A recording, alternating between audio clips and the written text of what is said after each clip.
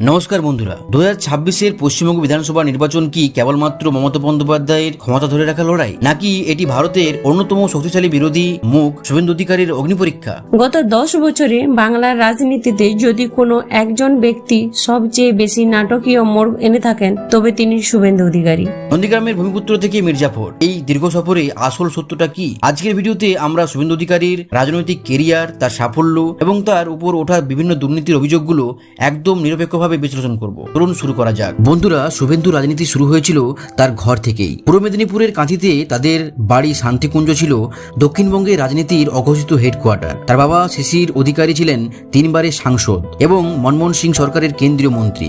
1995 সালে যখন শুভেন্দু প্রথমবার কাউন্সিলর হন, তখন কংগ্রেসের সময় ছিল খারাপ। 2000 সালে তিনি তৃণমূলে যোগ দেন। কিন্তু কেন? কারণ তখন বাংলার বামফ্রন্টের দাপট কমাতে মমতা বন্দ্যোপাধ্যায় এক নতুন বিকল্প হিসেবে উঠে আসছিলেন। শুভেন্দু বুঝতে পেরেছিলেন তার রাজনৈতিক উচ্চাকাঙ্ক্ষা পূরণের জন্য তৃণমূলেই তাকে সঠিক প্ল্যাটফর্ম দেবে। এখন আসি 2007 সাল। নন্দীগ্রাম আন্দোলন, যা বাংলার 32 বছর বাম শাসনের ভিতকে নাড়িয়ে দিয়েছিল। উইকিপিডিয়া এবং সমকালীন রিপোর্ট বলছে শুভেন্দু অধিকারী ছিলেন ভূমি উচ্ছেদ প্রতিরোধ কমিটির প্রাণপুরুষ। যখন 14ই মার্চ নন্দীগ্রামে পুলিশ গুলি চালিয়েছিল, তখন শুভেন্দুই ছিলেন সেই ব্যক্তি যিনি গ্রামে গ্রামে ঘুরে মানুষকে সংগঠিত করেছিলেন।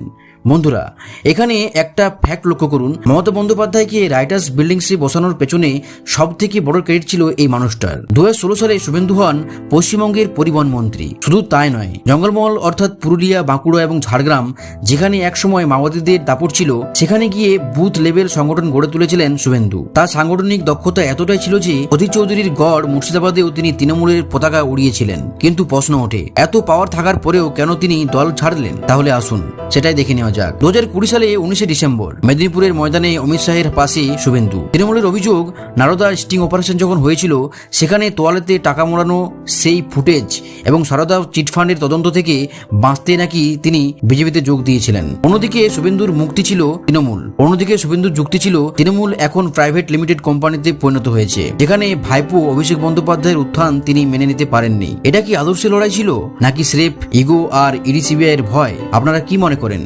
কমেন্টে অবশ্যই জানাবেন। 2021-এ নন্দীগ্রাম নির্বাচন ছিল ভারতীয় রাজনীতির সব থেকে বড় থ্রিলার। নিজের এককালীন দিদির বিরুদ্ধে লড়ে মাত্র 1956 ভোটে জয়, কিন্তু এই জয় নিয়ে আজও বিতর্ক আছে। এরপর আমরা দেখি শুভেন্দুর রাজনীতির নতুন রূপ। 2024 থেকে 2025 বাংলাদেশের অস্থিরতা নিয়ে তার বিতর্কের মন্তব্য হোক বা আইপিএস অফিসারকে খালিস্তানি ডাকার অভিযোগ, শুভেন্দু বারবার বিতর্কে জড়িয়ে পড়েছেন। তবে উইকিপিডিয়া বলছে তিনি বিরোধী দলনেতা হিসেবে বিধানসভায় শাসক দলকে কড়া চ্যালেঞ্জের মুখে ফেলতে পারেন। বন্ধুরা, এখন আসি সব থেকে বড় প্রশ্নে। 2026-এর বিধানসভা নির্বাচনে শুভেন্দু অধিকারীর ভূমিকা কি হবে? তার সামনে 3টি বড় চ্যালেঞ্জ। 1, বিশ্বাসযোগ্যতা। সাধারণ মানুষের মনে তিনি কি আজও মির্জাফর নাকি ত্রাতা? 2, আদালতের মামলা।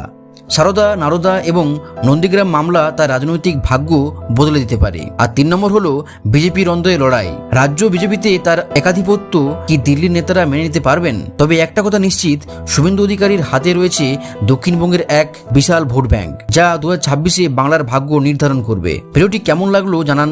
আপনি যদি এই ধরনের ইনডেপথ পলিটিক্যাল অ্যানালাইসিস আরও দেখতে চান, তবে ডিজার্টুলান বেঙ্গলি চ্যানেলকে সাবস্ক্রাইব করুন। দেখা হবে পরের ভিডিওতে।